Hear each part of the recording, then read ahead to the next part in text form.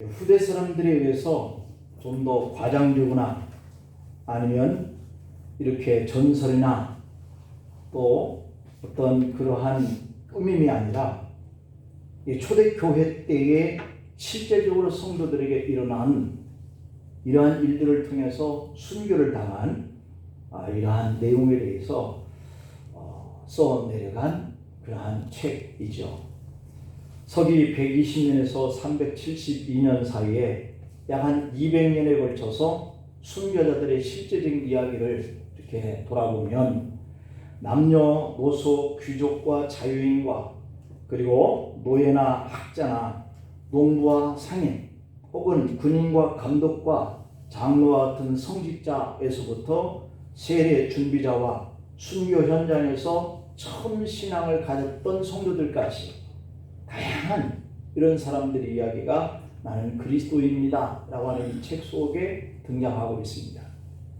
참 다양한 사람들로 기록되어 있는 이 책 속에 등장하는 이런 인물들이 순교의 길을 가게 되었었던 이런 공통점을 보면 이들 모두가 다 그 삶의 현장 속에서 순교를 당했고 그 삶의 현장 속에서 핍박과 그리고 유혹에 타협을 하지 않고 나는 그리스도인이다 라고 이렇게 고백을 하면서 순교의 길을 갔다는 겁니다. 나는 그리스도인이 뭐기에 나는 그리스도인입니다 이것과 내 생명의 목숨을 바꿀 수 있었을까 라고 하는 것이 오늘 나는 그리스도인입니다 책 속에 우리에게 조명되어진 그러한 우리의 선배들의 귀한 믿음의 모습을 우리가 볼 수 있는 것이죠. 우리에게도 지금 이 땅의 삶의 자리 속에서 적어도 이렇게 핍박과 박해와 고통 속에서 내 목숨을 요구하는 그 앞에 나는 그리스도인입니다 라고 하면서 순교를 당하는 이런 일은 아니더라도 적어도 이 세상에 필요한 명예와 어떤 재물과 어떤 이 권력과 내 가정과 내 사업장, 내 직장, 내 가족 이런 것들로 인하여서 나는 그리스도인입니다 라고 말할 수 있는 이런 신앙의 도전을 우리가 받고 살고 있어요. 그런데 내 목숨을 앗아가는 순교에 요구하는 그런 사회적 분위기가 아닌데도 불구하고 나는 그리스도인입니다 라고 하는 이 신앙의 모습 하나를 우리가 지켜가기가 힘든 이런 세상 속에서 살고 있죠.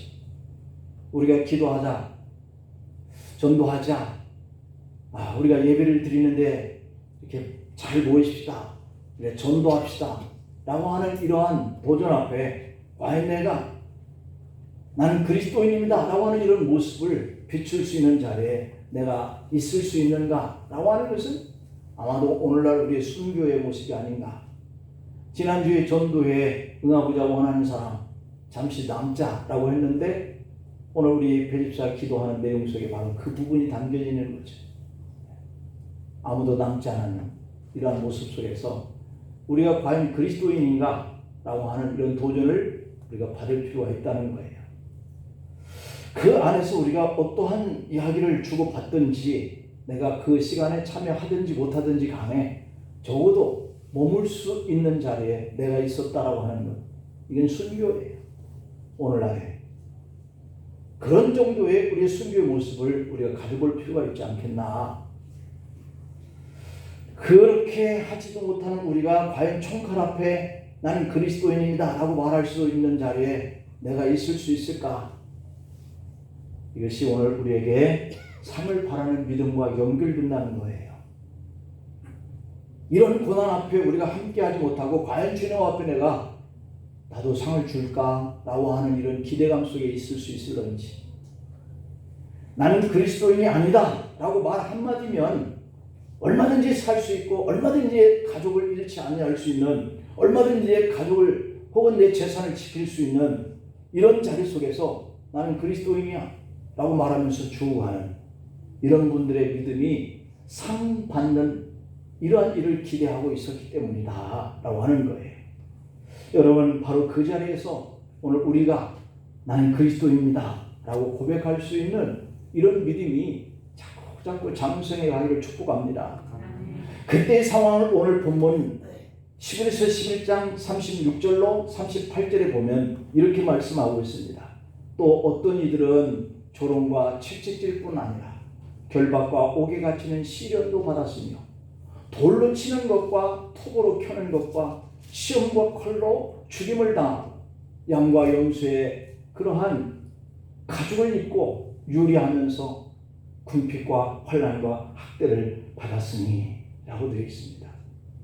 이런 사람은 세상에 감당하지 못하느니라 라고 이렇게 표현하고 있죠. 이런 사람을 어떻게 죽이려고 핍박하려고 하는 사람이 감당할 수 있겠어요? 그래 내 목숨을 취해라 마음대로 하시오 라고 하는 사람이 그를 학대하면서 겁박을 하면서 그리스도를 떠나기를 간청하는 이러한 요구하는 이런 사람들이 당연할 수 있겠느냐라고 하는 것이죠. 차라리 광야와 산과 동굴과 토굴에 유리하는 한이 있더라도 그들의 요구에 내가 그리스도를 배반할 수는 없다라고 하는 것이 이것이 바로 그들이 가졌던 믿음의 모습이었던 것이죠. 그래서 나는 그리스도인이다 라고 하는 이 책 속의 첫 번째 이야기가 심포로사와 그의 7 아들의 순교의 내용이 나오고 있거든요. 남편은 하드리아우누스 황제 때에 로마의 호민관 역할을 했는데 그리스도인이라고 하는 그 이유 때문에 바로 이 동생과 함께 호민관이었던 그가 남편이 죽음을 당합니다. 내 아들과 함께 전능한 신들에게 제사를 드려라. 그렇지 않으면 네 자신과 네 아들들이 함께 제물이 될 것이다 라고 하는 요구를 받습니다. 그때 이 심포로사는 황제에게 이렇게 말을 해요. 나는 나의 아들들과 함께 희생 제물로서 하나님께 드려지는 게 좋아. 이런 죽음을 당하는 일이 하나님 앞에 큰 기쁨이 되는 일이니 나는 그래도 좋아. 이렇게 얘기하면서 나에게 내 자녀들에게 이렇게 순교당할 수 있는 기회가 언제 오겠냐? 그러면서 오히려 순교당하면서 천국 가는 것을 영광으로 받아들였다는 겁니다. 나는 그리스도인이 아닙니다. 단 한마디 하면 나뿐만 아니라 내 아들들도 다 같이 살 수 있는 그러한 기회가 주어졌을 때 내게 이런 순교의 길을 갈 수 있는 기회가 언제 오겠느냐 라고 하면서 내가 순교당하는 것과 내 아들들이 순교당하는 것은 영광이다 이렇게 생각했다는 거예요. 오늘 우리의 생각과 그들의 생각을 한번 비교해 보면 참 우리가 큰 충격을 받을 수 있는 일이죠. 하지만 그때 심포로사는 대답합니다. 당신은 죽음의 두려움이 그 마음을 움직일 수 있을 것으로 생각하시나요? 그러나 나는 당신이 그리스도의 이름 때문에 죽인 나의 남편과 함께 안식하게 되기를 간절히 사모하고 있습니다 라고 말을 했다는 겁니다. 그 순간 심포로사는 뺨을 맞고 머리카락에 천장에 묶여지고 매달린 채 죽어서 결국 큰 돌에 달려서 강물에 던져졌다 그럽니다.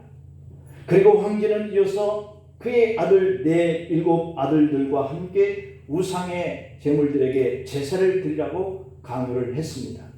그러나 그 아들들 역시 황제의 협박에 굴하지 아니하고 다 순교를 당합니다.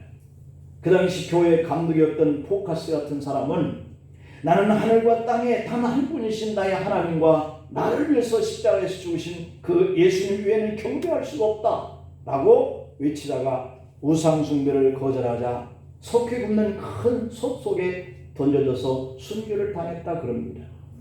사도 요한에게 복음을 받은 이그나 시우스도 잔인하게 매를 맞고 몸에 칼로 난도질을 당한 이후에 기름을 적신 나무에 묶여서 화형장으로 끌려가 불태워서 순교를 당했다 그럽니다. 무엇이 그 수많은 그리스도인들에게 이러한 불의 형장에 사라지고 칼로 난도질 당해서 기름 끓는 가마솥에 던져지는 이런 일들 앞에 두렵지 않게 무섭지 않게 죽어갈 수 있었을까라고 하는 것. 어떻게 이렇게 순교당할 만큼 강력한 믿음이 주어졌을까요? 무엇이 그들로 하여금 이렇게 강한 믿음을 가질 수 있게 했을까요? 그것은 다름 아닌 천국에 대한 소망이었습니다. 죽으면 더 좋은 천국이 있다라고 하는 이 소망 때문이었어요. 그리고 하늘나라에 가면 하나님께서 상 주신다라고 하는 믿음 때문이었어요. 아멘. 우리가 믿음 생활할 바에는 적어도 상 받는 믿음 생활을 해야지. 어차피 단 한 번은 죽음을 피하지 못하고 말려야 한다면, 우리 그리스도인 기도 속에 우리는 이렇게 다 늙어가고 쇠하에 간다 이렇게 표현을 했는데, 익어가는 것이다 그랬습니다. 요즘에 젊은이들이 교회를 지키고 교회를 선신하고 봉사하는 시대가 이제 점점점 사라져가는 것이 아닌가, 참 안타까움이 있어요. 그래서 기존에 옛날에 신앙생활을 해왔던 분이 교회를 지키고 있습니다. 안타까운 현상이죠. 어차피 단 한 번 죽음을 피하지 못하고 맞을 바에야 이 순교의 길도 피하지 않고 하늘의 상급을 받아야 되겠다라고 하는 이런 믿음의 길로 우리가 가는 것. 오늘 우리는 너무나 삶이 풍요롭다 보니까 더 풍요로운 삶을 원하고 있습니다. 이기적이죠. 우리 신앙인도 천국에 대한 소망이 없고 하나님의 나라에 대한 이러한 상급의 기대가 사라져가요. 이 땅에서 잘 살면 그만이지, 하나님의 나라에서 더 좋은 걸 받을 무슨 의미가 있겠냐라고 생각을 하는 것이 얼마나 아슬아슬한 믿음 생활인지 모르시. 현세의 축복이 최고이고 현세의 축복 중에 축복은 뭐니 해도 이 money라고 하는 것, 돈이라고 하는 것, 이렇게 생각하고 사는 것이 우리에게는 너무도 아슬아슬한 신앙의 삶인 거죠. 사실 돈이 없으면 세상에 사는데 불편합니다. 상당히 억울한 일도 당할 수 있습니다. 그것이 우리의 시험이요 고난입니다. 그러나 그 시험과 고난을 우리가 이겨내야 하는 것이고요, 그럼에도 불구하고 우리가 하나님을 잘 섬기는 것이 오늘 일부 예배 때 들었던 말씀의 내용이에요.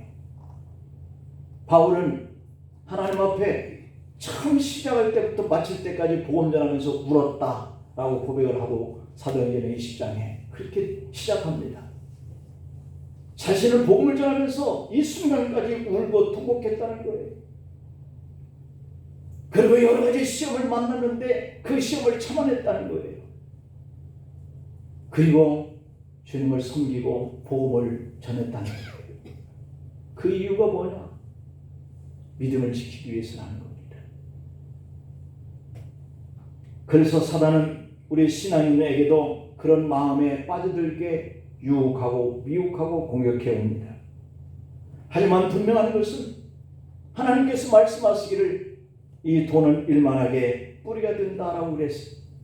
잘 사용하면 우리에게 필요한 것이고 귀한 것인데 그것에 끌려다니고 그것의 정욕과 내 마음의 모든 것들을 그것을 붙들기 위해서 쫓아가는 세상이 되면 우리는 불행한 삶을 살게 되는 것이죠. 믿음에서 떠나 많은 사람의 근심으로 자기를 찌르는 것이 디모데전서 6장 10절에서 말하는 돈을 사랑하는 사람의 결과입니다.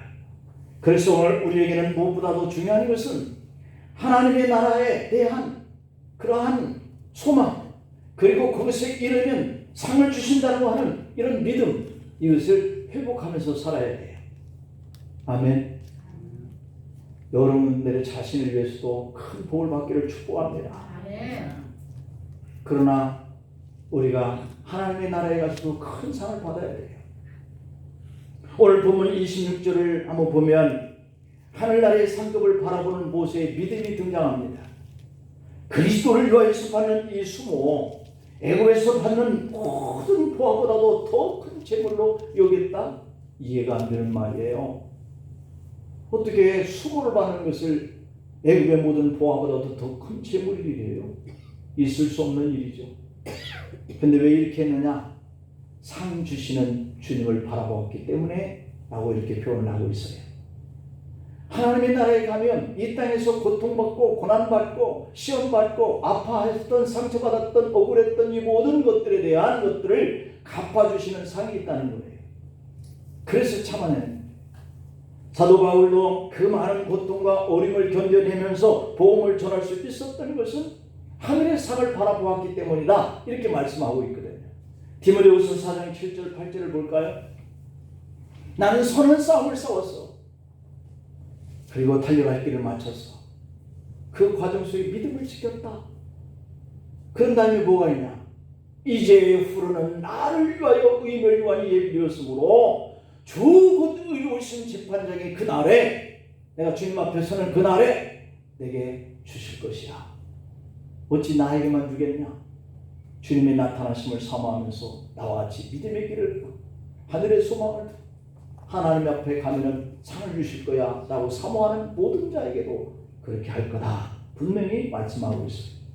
그리고 바울은 이 상급이 모든 사람들에게 주어지는 상급이라고 선포하고 있습니다. 이 땅의 삶은 이 땅의 삶으로 끝나는 것이 아니에요. 천국과 연결이 되어 있어요. 엄마의 태 속에 10개월을 지낸 이 아이가 그 엄마의 태에서 나오는 것이 그의 생명의 끝이 아니에요. 이 땅에서 70, 80, 120수까지 보장된 삶을 향한 그 세계로 다시 나오게 되듯이 이 땅의 삶의 마무리 지으면 또 다른 세계의 삶으로 우리가 연결되어지는 것이에요. 그게 바로 천국이요, 그게 바로 지옥인 것이죠. 이것을 믿으시기를 축복합니다. 그런데 어떻게 그 나라의 소망을 우리가 잃어버리고 살아요? 그런데 어떻게 그 나라에 가면 내게 주실 그 상을 생각지 않고 살아요? 그래서 예수님은 마태복음 10장 42절에서 이렇게 말씀합니다. 또 누구든지 제자의 이름으로 이 작은 자 중 하나에게 냉수 한 그릇이라도 주는 자는 내가 진실로 너에게 이르노니 그 사람이 결단코 뭘 잃지 않는다. 뭘 잃지 않는다. 상을 잃지 아니하리라. 아멘. 상을 잊어버리고 살지 않기를 축복합니다. 히브리서 11장 6절 말씀을 보면 믿음이 없이는 하나님을 기쁘시게 못하나니, 이 믿음을 잃어버리면 하나님 앞에 나가서 기쁨을 주지 못하니까 상을 못 받는 거예요. 그러니까 어떻게 했으면 우리가 이 땅에서 믿음 생활하면서 하나님을 어떻게 하면 기쁘게 해드리지? 내가 주님 앞에 나가서 기도 생활하면 주님이 기뻐하실까? 내가 주님 앞에 나가서 예배 생활을 잘하면 주님이 기뻐하실까? 내가 주님 앞에 전도 생활을 열심히 하면 주님이 기뻐하실까? 하나님이 내게 주신 것들을 가지고 다시 주님 앞에 드리는 이 물질을 많이 드리면 주님이 기뻐하실까? 여러 가지를 생각해 보는 거죠. 어떻게 하면 주님이 기뻐하실까? 그래야 내가 상을 받는데, 이 상 주심을, 주님이 주심을 믿는 믿음이 있어야 주님을 기쁘시게 우리가 살아가는 거죠. 예수님의 비유 설교를 보면 얼마나 천국에 대한 상급을 강조하고 있는지요. 씨 뿌리는 비유, 보화 비유, 포도원 일꾼의 비유, 달란트 비유, 열무나의 비유, 게으른 종의 비유, 낮은 자리에서 섬기는 종의 비유, 열천의 비유, 문지기의 비유, 혼인잔치의 비유, 이 등등이 다 하나님 나라에 대한 것들을 비유하면서 그렇게 하면 상을 받는다. 이걸 강조하고 있는 하늘의 상급에 대해서 정말 놀라운 일입니다. 주님이 이 땅에 와서 우리에게 믿음을 전할 때 하나님의 나라에 가서 어떻게 하면 상을 받을까? 이 하나님 나라에 대한 내용을 말씀하고 있거든요. 마태복음 16장 26절 27절에 보면 사람이 만일 온 천하를 얻고도 자기 목숨을 잃으면 무엇이 유익하겠냐? 사람이 무엇을 주고 제 목숨을 바꾸겠느냐? 인자가 아버지의 영광으로 그 천사들과 함께 올 때에, 그때에 뭐예요? 이걸 강조하거든요. 행한 대로 갚아. 행한 대로. 행한 대로 갚는다는 게 뭐예요? 우리는 행한 대로 받는다는 입장이니까 이게 상급이란 말이에요. 아버지께서 이 땅에 반드시 오시는데 그때에 우리가 행한 대로 받는다 그런 것은 바로 상급을 말하는 거예요. 하늘나라의 상급에 대해서 결론적으로 주님은 요한복음 22장 11절 12절에서 이렇게 얘기해요. 불의를 행하는 자는 불의를 그대로 행하고, 더러운 자는 그대로 더럽고, 의로운 자는 그대로 의를 행하고, 거룩한 자는 그대로 거룩하게 하라. 이상하죠? 왜 이렇게 다 더러운 자는 그대로 더럽게 행하고 의로운 자는 그대로 의롭게 행하라 이렇게 얘기했을까요? 왜 회개하라 하는 말씀을 하지 않으셨을까요? 고라니가 속히 오리니 라고 말씀합니다. 주님 오실 때는 이미 고쳐서 쓸래도 방법이 없다는 거예요. 그때는 상을 주셔야 할 때이지 고치고 회개하고 변화시켜서 이렇게 할 때가 아니라는 거예요. 그러니 주님 오시기 전 지금의 우리의 삶이 보장되었을 때 이때가 기회라는 거예요. 지금 하지 아니하면 주님 오실 때는 이미 때가 늦었다는 겁니다. 변화를 받고 잘해봐야지 라고 하는 이런 생각은 이미 너무 늦어버렸다는 거예요. 이미 주님은 상을 줄 사람에게 그가 행한 대로 갚아주실 때이지 회개하라 이 때가 아니라는 거예요. 그러므로 이 말씀의 뜻은 우리가 이 땅에서 삭받는 삶도 중요하지만 영원한 천국을 위해서 주님과 교회를 위해서 잠에서 깰지어다.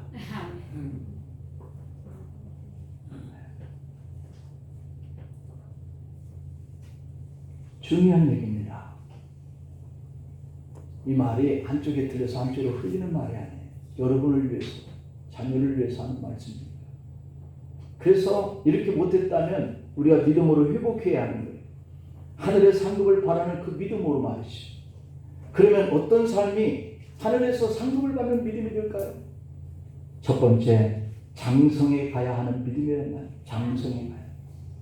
하늘의 상을 받으려면 믿음이 장성하지 않으면 못 받는 거예요. 어린아이들이요, 남 줄 생각을 합니까? 못 줘요. 자기만, 자기 것만, 자기 생각만 하기 때문에. 근데 어른들은요, 나 좀 먹고 싶네? 그래, 그럼 봐. 이렇게 해서 좀 나눠주기도 하고. 이러잖아요. 그게 장성해야 해요. 모세가 믿음이 장성하고 보니까 세상에서 주는 권세가 다가 아니더라는 거예요. 세상에서 주는 이 모세에게 주는 권세가 뭐예요? 왕의 자리예요. 왕의 자리. 왕의 자리. 그 권세가 이게 다가 아니네 라고 하는 생각이 들더라는 거예요. 모세가 믿음이 크고 보니까 왕자가 누리는 것이 진정한 행복이 아니더라는 거예요. 그래서 모세는 하늘의 상급을 바라는 믿음을 가졌다 이렇게 본문에서 소개하고 있죠. 사실 눈앞에 있는 그 권력의 힘을 포기하기란 정말 어려운 겁니다. 요즘에 뭐 당에서 젊은 층이 당 대표가 됐습니다. 대단하더라고요. 이 젊음의 이 30대가 이 나라를 바꿔가려고 하는 것이 아닌가. 이 진보와 보수를 아우러서 객관적인 표현을 할 줄 아는 사람. 저는 그런 분이 이 다음 대회 나라의 대통령으로 나오면 좀 밀겠더라고요. 여러분의 생각은 어떤지 모르겠지만 우리가 고정관념을 깨야 된다는 거예요. 지금까지 나의 믿음 생활은 그냥 이래도 괜찮거니 라고 생각하는 이 관념을 깨뜨리지 않으면 하나님의 나라의 상급을 우리는 못 받아요. 지금 하고 있는 이 신앙의 모습이 내가 잘하고 있는 모습이 아니라는 거예요. 이대로가 있다면 안 된다는 거예요. 정신이 번쩍 들 만큼 내가 깨어 있어야 된다는 거죠. 당시 최대 강국의 애굽의 왕 다음의 자리가 이 모세에게 기다리고 있었던 거예요. 그렇게 될 때 물질적인 풍요로움이라고 하는 것은 보장되는 거예요. 명예, 권력, 사람들에게 존경, 이게 다 모세의 것이었어요. 언제든지 마음만 먹으면 이 즐거운 낙을 뚫을 수 있는 모세였어요. 그런데 모세는 공주의 아들 자리를 과감하게 거절했다 이렇게 얘기했어요. 차라리 내가 고난을 받지 이렇게 생각했어요. 그 이유가 26절에서 그리스도를 위하여 받는 수모를 애굽의 모든 보화보다 더 큰 재물로 여겼기 때문에 생각이 이렇게 되어지지 않으면 우리는 항상 주님을 섬길 수 있는 자리에 내가 없는 거예요. 받는 수모, 받는 부담. 여러분 우리가 주님 앞에 나올 때마다 빈손 들고 나오면 안 되는 부담이 있어야 돼요. 다만 돈 10,000원이라도 주님 앞에 봉투에 넣어서 주님 제 마음이 너무 감사해요. 저도 이런 마음을 가지고 주님 앞에 나와야죠. 마음이 주님께 있죠. 목사의 얼굴, 눈 이것 때문에 그냥 나가주는 거지 이게 아니에요. 이게 아니에요. 제 눈 생각하지 않아도 됩니다. 감사가 없어졌어요. 감사가 없으니 하늘에 대한 상급을 바랄 이유가 없는 거죠. 여러분, 돈 많은 우리가 주님 안이라도 밖에 나가면 밥 한 그릇 값밖에 안 되잖아요. 내 목숨을 대신해서 십자가에서 죽으신 그분 앞에 내가 감사해서 와서 예배드리는데 어떻게 빈손으로, 아무리 없어도 한 달이면 4번 4만 원이면 되는데 그걸 못해요. 믿음이 없어요. 믿음이. 이 모세는 왕의 자리, 권력의 자리도 다 포기하고 고난받는 것들을 취했다 그러는데 어떻게 해? 항존적이 되어갖고도 그냥 빈손으로 예배드릴 수 있어요. 나 그거 보고 너무 놀래요. 요즘에 헌금 드린 여러분들의 모습을 보고. 이거는 믿음의 차원이 아니에요. 이는 내 인간성, 인격, 이것만 갖고도 이룰 수는 없는 모습이죠. 제가 헌금하라는 이유가 아닙니다. 돈 많은 한 달에 4만 원 보태야 뭘 할 수 있겠어요? 얼마나 큰 일을 할 수 있겠어요? 소소한 거잖아요. 그런데 이것은 내가 주님 앞에 보여주는 나의 신앙의 모습이거든요. 아무것도 뭐 큰 일을 뭐 할 수 없는 돈이지만 그러나 내 마음을 주님께 드리는 모습이에요. 감사의 마음. 이것이 있어야 하늘의 상급을 바라는 마음이 생겨요. 근데 그게 없으니까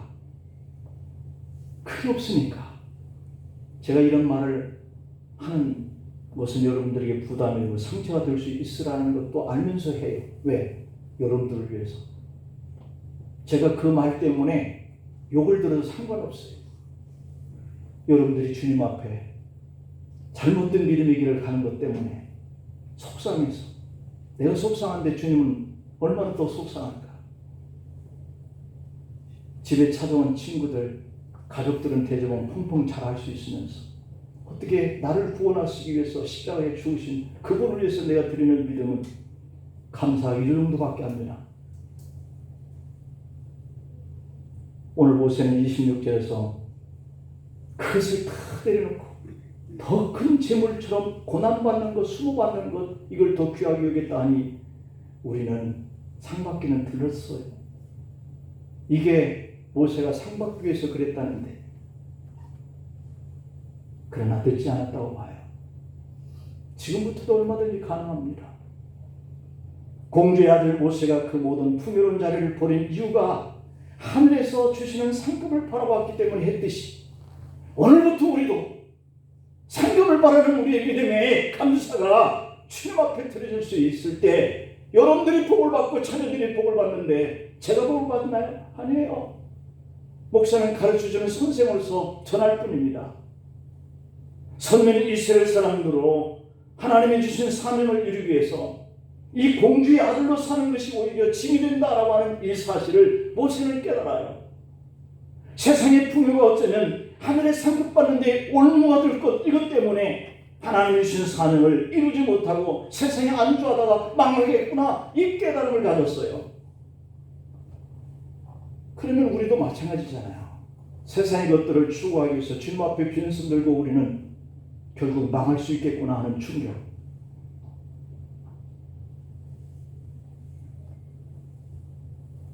모세는 영원한 하나님의 나라의 상을 받을 소망이 더 크기 때문에 그 믿음의 걸림돌이 되는 공주의 아들 되기를 포기했습니다.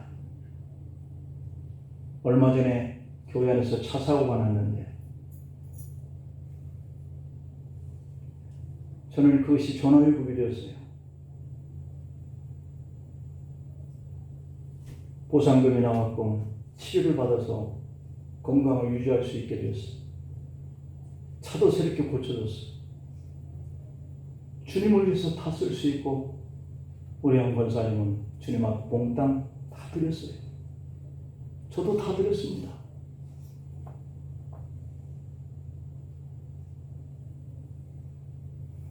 이게 주님 앞에 마음이 있으니까 주를 위해서 쓰는 거예요. 고린도전서 10장 21절에 보면 너희가 주의 잔과 귀신의 잔을 겸하여 마시지 못하고 주의 식탁과 귀신의 식탁에 겸하여 참여하지 못하리라 그랬습니다. 마가복음 10장 29절 30절에 보면 내가 진실로 너희에게 이르노니 나의 복음을 위하여 집이나 형제나 자매나 어머니나 아버지나 자식이나 전투를 벌인 자는 현세에 있어 집과 형제와 자매와 어머니와 자식과 전투를 100배나 받되 박해를 겸하여서 받고 내세의 영생을 받지 못할 자가 없느니라 그랬습니다. 주님을 위해서 버리면 100배나 주신다고 약속합니다. 믿으시길 바랍니다. 형통한 복을 받았지만 십자가의 박해도 겸해서 받는다고 그랬어요. 우리가 영생을 얻을 수 있는 이 구원을 받았지만 고난도 같이 받아야 돼요. 세상적인 가치에 너무 매달려 살지 맙시다. 뉴스 보니까 로스쿨 다니는 여성인데 자살을 했어요.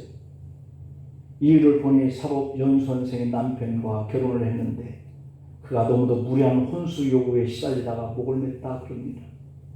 중요한 것이 무엇인지 모르니까 무리한 요구를 하는 거예요. 중요한 것이 무엇인지 모르니까 그것 때문에 목숨을 끊는 거예요. 아름다운 여인과 결혼했으면 그게 행복이지. 그게 뭘 더 혼수를 바랍니까? 사랑하는 남편이 그런 생각을 가지니 내가 저런 남자하고 평생을 살아야 한다는 것 때문에 자기 목숨을 끊는 거예요. 결혼은 사랑하는 사람과 함께 하고 싶어서 가정을 세우는 거거든요. 그런데 사랑보다는 혼수 조건을 따집니다.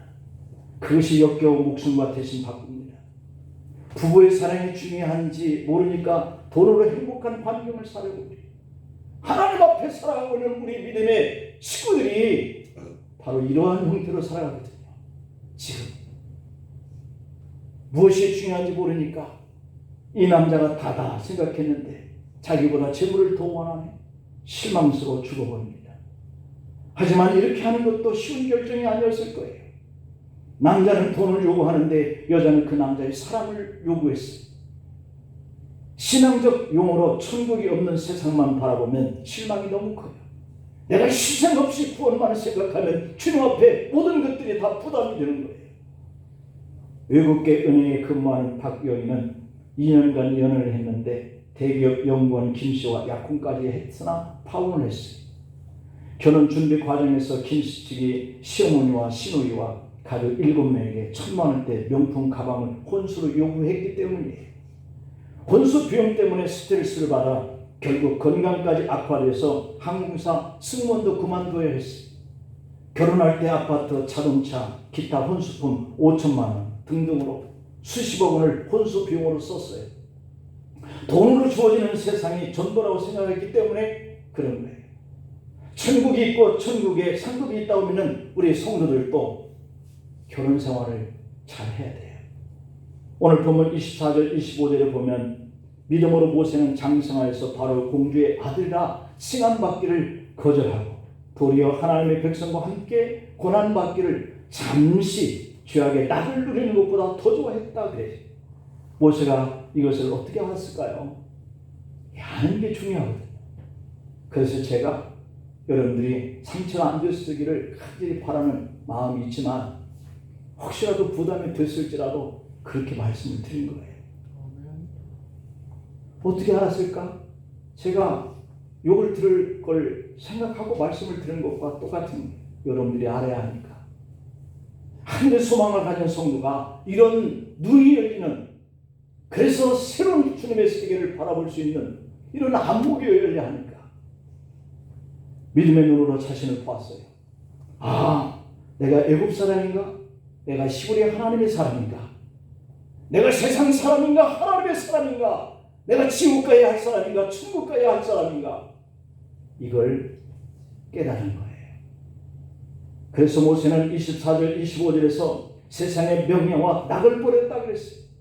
그리고 26절에 보니까 재물까지 버렸다는 거예요. 세상이 좋으면 이것들이 참 좋아집니다. 그런데 모세가 하나님의 나라를 생각하니까 이것들이 걸림돌이 돼요. 그렇죠? 여러분들이 가정을 생각하고 자녀를 생각하고 남편과 아내를 생각하고 내 직장과 사업장을 생각하고 내일 내가 살아야 할 일을 생각하면 이것이 너무 귀하게 여겨지는 거예요. 그러나 다 내려놓고 하나님 나라와 내가 그날에 갈 수 있을지 지옥에 떨어질지 하나님 앞에 섰을 때 상급을 받을 자인지 아닌지 이걸 생각하면 이렇게는 못한다는 거예요.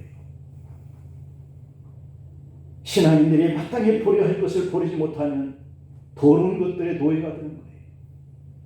건강을 해치는 것, 인격을 손상시키는 말, 가난을 제초하는 습관, 가정을 멍들게 하는 이 중독 등등 이것들을 우리가 버리지 않으면 우리가 세상에 살면서 계속 또 안고 살아야 돼요. 우리는 믿음의 사람들입니다. 모세처럼 천국의 상급을 바라보고 세상에 주는 신앙의 걸림돌을 버려야 해요. 내 생각과 저 사람의 말 때문에 내가 걸림돌이 되어 주님과의 관계가 담을 쌓고 멀어지면 안 되는 거예요. 믿음의 길에 장애에 드는 것들이 있다면 과감하게 버려야 합니다. 그래야 하나님 앞에 상을 받아요. 한 시대에 쓰임을 받는 주님의 일꾼들을 보십시오. 아브라함은 본토 친척 아비집을 떠나라 라고 하는 이 말에 순종했습니다. 어떻게 이렇게 순종할 수 있을까? 내 가족들, 내 친척들, 내가 사는 이 토지를 어떻게 버리고 떠나? 단지 저 하늘에서 하나님께서 내게 말씀하신 그 한마디를 듣고 내가 어떻게 이 고향집을 떠나? 어떻게 이 부모 형제를 떠나? 그런데도 떠났어요. 이게 고난이거든요. 이게 수모예요. 현 시대의 쓰임을 받는 주님의 일꾼들을 보십시오. 아브라함은 본토 친척 아비집을 떠나는 말에 순종해요. 엘리사는 소와 도구를 다 버리고 하나님의 소망을 붙들고 떠나요. 예수님의 제자들은 돈이 따르는 세관의 자리에서 일어나서 주님을 따라요. 제자들은 바다의 그물을 버리고 주님을 따라요. 다니엘은 왕이 내리는 음식과 포도주를 거절하고 주님이 기뻐하시는 음식만을 먹어요. 천국의 상급을 바라보고 사는 사람들은 거절을 해야 할 순간이 아니다 라고 하는 이러한 편을 선택할 수도 있고, 거절해야 할 때 거절할 수 있는 이러한 순종의 길을 선택할 수도 있는데 여기에 상급이 있다는 거예요. 두 번째로는 모세가 죄악의 낙보다 고난을 더 좋아하는 믿음이 있었다 그래요. 25절에 보니까 모세는 도리어 하나님의 백성과 함께 고난받기를 잠시 죄악의 낙을 누리는 것보다 더 좋아했다. 세상은 우리에게 정말 세상 낙을 좋아하라고 요구합니다. 여기서 지금 저를 비롯해서 모든 분들이 다 세상 낙 싫어하는 분이 어디 있겠어요? 다 좋아합니다. 지금 세상은 도덕성도 양심도 없이 자기 만족과 유익만을 쫓는 시대인데 적어도 우리 믿음의 사람들은 내 양심을 내팽개치고 그렇게 세상 유익을 가서는 안 되겠죠. 우리가 간혹 웃기는 이런 이야기들을 한대요. 심심한 천국보다는 즐거운 지옥이 좋다. 그런 말들을 한대요. 여러분들도 그러시지는 않겠죠. 간디는 그 시대에 벌써 8가지 사회 악에 대해서 이렇게 말을 했어요. 원칙 없는 정치. 정치가 원칙이 있어야지.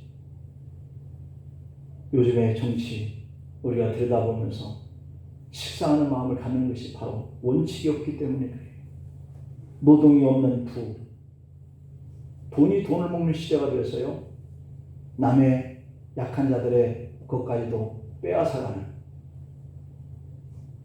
놀고도 풍족하게 먹을 수 있는 노동 없는 부, 양심이 없는 쾌락, 인격이 없는 지식, 도덕성이 없는 상업, 인간성이 없는 과학, 희생이 없는 신앙, 책임이 없는 권리. 간디가 바로 이 8가지가 사회의 악이다 이렇게 얘기를 했어요. 우리는 신앙이니까 희생이 없는 신앙, 이것은 안 되겠죠. 하나님을 떠난 지금 이 시대의 사람들은 이런 모습으로 살고 있다는 거예요. 그 중에서도 양심이 없는 쾌락, 거리를 파들고 있습니다. 꿀 냄새를 맡고 몰던 파리떼처럼 쾌락에 파묻히고, 그리고 날개까지 젖어서 다시는 가정으로 돌아가지 못해도 그 속에서 살기를 좋아하는 이 사회의 풍수. 여러분, 사람을 파괴하는 강력한 욕망 중에 하나가 쾌락이라는 겁니다. 쾌락은 마약 성분이 있어서 계속 유지하려고 하고 더 강력한 쾌락을 요구한다 그럽니다. 누가복음의 9장 23절에 보면 주님께서 이렇게 말씀해요. 아무든지 나를 따르려거든 자기를 부인하고 날마다 제 십자가를 지고 나를 따를 것이다. 누가복음의 14장 27절에 보면 누구든지 자기 십자가를 지고 나를 따르지 않는 자는 능히 주님의 제자가 될 수 없다. 우리가 예수님의 제자가 되려면 고난도 함께 지고 가야 할 줄로 믿습니다. 하늘의 상급을 바라고 사는 사람들이라면 하늘의 상급을 받기 위해서 잠시 누리는 이 죄악의 낙보다 고난받는 이 길을 우리가 선택해야 할 줄로 믿습니다. 바울은 그래서 로마서 8장 18절에서 이렇게 얘기합니다. 현재의 고난은 장차 우리에게 나타날 영광하고 어떻게 비교할 수 있겠냐. 여러분의 수고와 헌신과 그 부담으로 같은 그 사명을 감당하는 그 일에는 고난이 따를 거예요. 그러나 하늘 앞에 주님 앞에 서는 그때에 어떻게 빈손 들고 가는 사람하고 비교가 되겠습니까? 영광과 좋게 비교할 수 없는 현재의 고난의 길을 택하고 주님 앞에 섰을 때에 많은 상급 받기를 축원합니다. 기도하시겠습니다. 아버지 하나님, 저희가 믿음 생활을 하면서 장성해 가는 믿음을 갖기를 원합니다. 모세처럼 죄악의 낙보다 고난을 더 좋아하는 믿음을 갖고 살기를 원합니다. 물론 우리에게 세상에 사는 동안에 필요한 것과 쓸 것들이 적절히 치워지는 이런 삶도 우리가 육신의 몸을 가지고 있기에 가장 필요한 겁니다.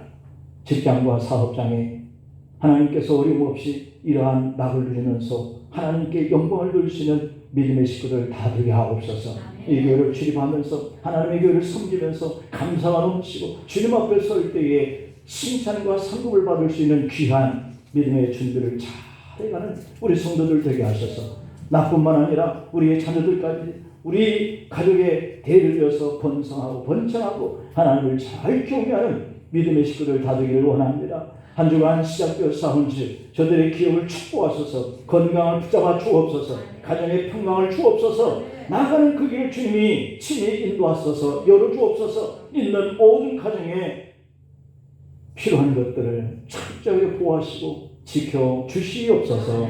예수님의 이름으로 기도합니다. 아멘.